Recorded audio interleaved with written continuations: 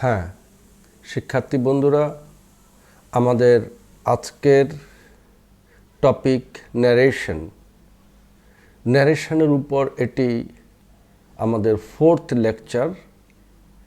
তো আমি শুরুতেই বলবো, যারা আগের 3টি লেকচার মিস করেছ তাদের কাছে আজকের লেকচারটি অহেতুক জটিল মনে হতে পারে।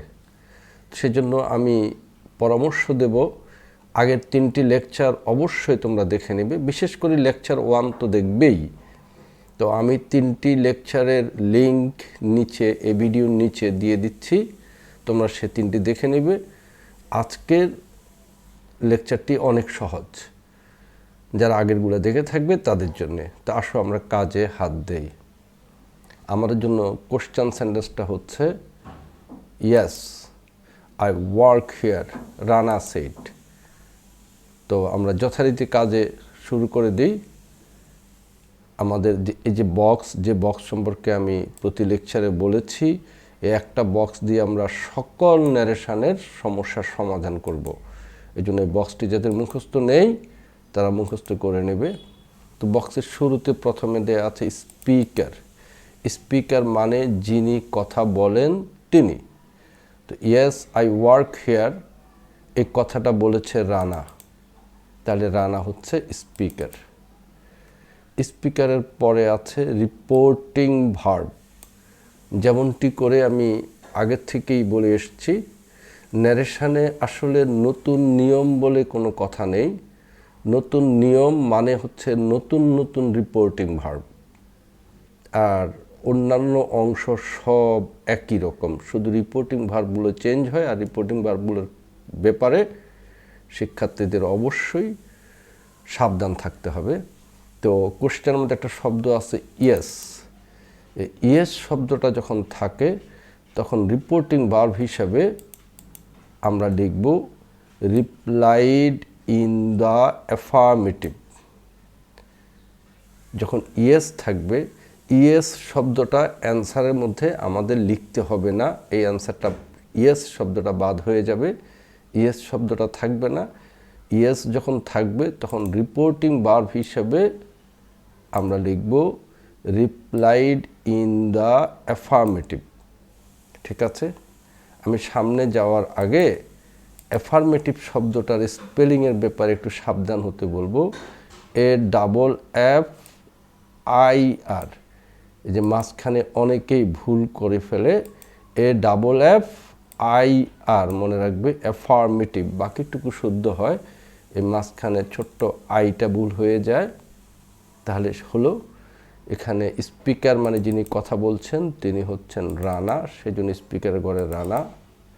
এখানে ইয়েস দেয়া আছে, এই জন্য রিপোর্টিং ভার্ব হলো replied in the affirmative. Rana কার সাথে কথা বলছে সেটি উল্লেখ নেই, সুতরাং এখানে অবজেক্ট বলে কেউ নেই। তারপরে যথারীতি আগের মতো লিঙ্কিং ওয়ার্ড, এটিও অনেক ইম্পর্ট্যান্ট বিষয়। আর আমি আগে যেমনটি করে বলেছি, বেশিরভাগ ক্ষেত্রে আমরা লিঙ্কিং ওয়ার্ড হিসেবে ব্যবহার করি দ্যাট, এখানেও দ্যাট। তারপরে সাবজেক্ট আমরা সেন্টেন্সের মধ্যে দেখছি, ডায়ালগের মধ্যে সাবজেক্ট হচ্ছে আই বলতে মানুষটা মূলত রানা। তো রানাকে এই জন্য আমরা হি লিখব, রানা পুরুষ মানুষ, মেয়ে মানুষ হলে সি লিখতাম। তারপর হচ্ছে টেন্সের ওয়ার্ড। এই টেন্সের ওয়ার্ড ব্যাপারটাও আমাদের লক্ষ্য করতে হবে। কোশ্চেনের মধ্যে টেন্সের ওয়ার্ড দেওয়া আছে ওয়ার্ক। আমরা যেমনটি জানি ন্যারেশন চেঞ্জ করতে হলে প্রেজেন্ট টেন্স থাকলে তাকে পাস্ট টেন্স করে দিতে হয়, এই জন্য ওয়ার্কের ঘরে পরিবর্তে আমরা লিখলাম ওয়ার্কড, আমার কাজ শেষ। বাকি অংশ লিখব। এবার দেখো অ্যান্সারটা নিচে লিখেছি, Rana replied in the affirmative that he worked। আর আগেও একটি লেকচারে বলেছিলাম ন্যারেশনে কোনো শব্দ আছে, কয়েকটি শব্দ, সংখ্যা অনেক বেশি না, একটি দুটি শব্দ যারা তাদের চেহারাগুলো পরিবর্তন হয়ে যায়। যেমন হিয়ার থেকে এখানে দেয়ার লিখতে হবে, এখানে আবার হিয়ার লিখে দিলে কিন্তু তুমি বুঝার পরেও নাম্বার আর পাচ্ছ না।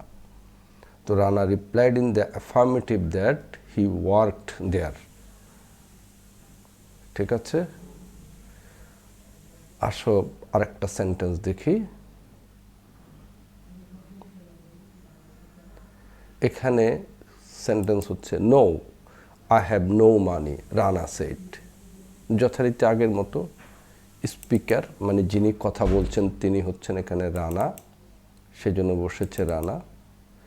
আর আগেরটাতে ইয়েস দেয়া ছিল, এখানে দেয়া আছে নো। নো থাকলে রিপোর্টিং ভার্বের ঘরে আমরা লিখব replied in the negative. Replied in the negative হয়ে গেল। তারপরে অবজেক্ট মানে লিসেনার, রানা কার সাথে কথা বলছে সেটা নেই, সেজন্য এবার ফাঁকা থাকবে। লিঙ্কিং ওয়ার্ড আগের মতোই দ্যাট। তারপরে সাবজেক্ট হচ্ছে, এখানে সাবজেক্ট হচ্ছে আই।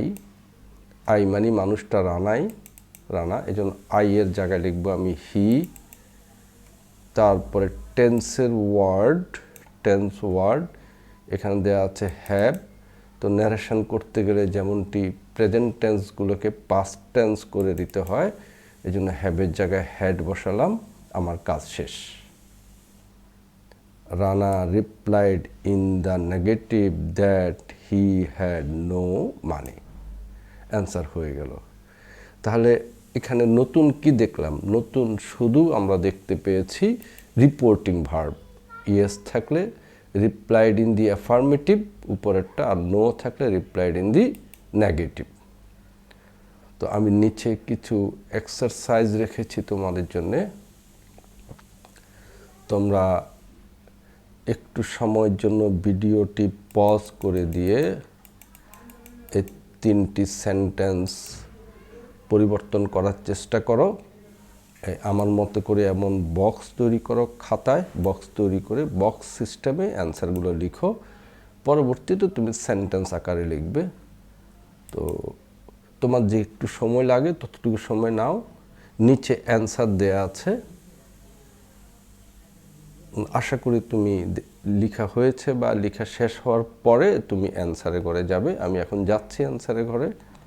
অ্যান্সারগুলো এবার একটু মিলিয়ে নাও, কোথাও কোনো সমস্যা করেছো কিনা দেখো। আমি বক্স সিস্টেমেই অ্যান্সারগুলো দিয়েছি তোমাদের জন্যে। 3টি অ্যান্সারে দেওয়া আছে বক্স আকারে। তোমরা এগুলো সেন্টেন্স আকারে লিখতে হবে, কিন্তু প্র্যাকটিসের জন্য বক্স আকারে তুমি মিলাও। কোথাও কোনো ত্রুটি বিচ্যুতি হয়ে গেলে একটু ভাবো যে কয়েকটা জায়গায় তোমার সমস্যা হতে পারে। সেটি হচ্ছে যে টুমরো এই শব্দটি কিন্তু চেঞ্জ করে দ্য নেক্সট ডে, একটা শব্দের পরিবর্তে 3টে শব্দ লিখতে হবে, দ্য নেক্সট ডে। আর 2 নম্বরে যেমন আছে টুডে পরিবর্তন করে কিন্তু দ্যাট ডে লিখতে হবে। যেমনটি করে আমি আগের থেকে বলছিলাম, ন্যারেশনে কোনো শব্দ আছে যেগুলো কাছের জিনিসগুলো দূরে চলে যায়। আগে কয়েকটা শব্দ এসেছিল, আজকে 2টো এসছে। টুমরোর পরিবর্তে দ্য নেক্সট ডে, টুডের পরিবর্তে দ্যাট ডে। আর 3 নম্বরে হচ্ছে আই লাইক দিস ওয়ান। দিসের জায়গায় দ্যাট বসাতে হবে, আই লাইক দ্যাট ওয়ান। ঠিক আছে? আর বাকিটা তোমার মিলেছে কিনা দেখো। আর 3 নম্বর সেন্টেন্সটা নিয়ে একটু কথা বলি। Yes said the boy, I like this one. তো এইভাবে 2 ভাগে বিভক্ত থাকার কারণে তুমি আতঙ্কিত হওয়ার কোনো কারণ নেই, কারণ পুরো কথাটা একজনই বলেছে, দ্য বয়। তাহলে যথারীতি স্পিকার দ্য বয়, আর সব আগের মতোই তুমি দেখতে পাচ্ছ নিশ্চয়ই। কোনো নতুনত্ব নেই, এর জন্য কোনো ঝামেলা পোহাতে হবে না আমাদের। তো একটা কথা বলে রাখি, তোমরা লক্ষ্য করছো যে আজকের কাজগুলোতে কোনোটাতেই অবজেক্ট ছিল না, অবজেক্টের ঘর সবসময় ফাঁকা। এর পিছনে কারণ হচ্ছে সাধারণত এই ধরনের সেন্টেন্সগুলো তো প্যাসেজ ন্যারেশনের মধ্যে থাকে, তো এই জন্য এগুলোতে অবজেক্ট লিখতে হয় না। তো ঠিক আছে, আমার আজকের এই আলোচনা যদি তোমার পছন্দ হয়ে থাকে অবশ্যই ভিডিওটি শেয়ার করবে, যাতে করে তোমার অন্য বন্ধুরাও পায়, অন্যেরও কাজে আসুক। আর তোমার নিজের জন্যে তুমি আমার এই ইউটিউব চ্যানেলটি সাবস্ক্রাইব করবে, যাতে করে নতুন নতুন ভিডিওর নোটিফিকেশান তুমি সাথে সাথে পেয়ে যাও। তো সবাইকে ধন্যবাদ।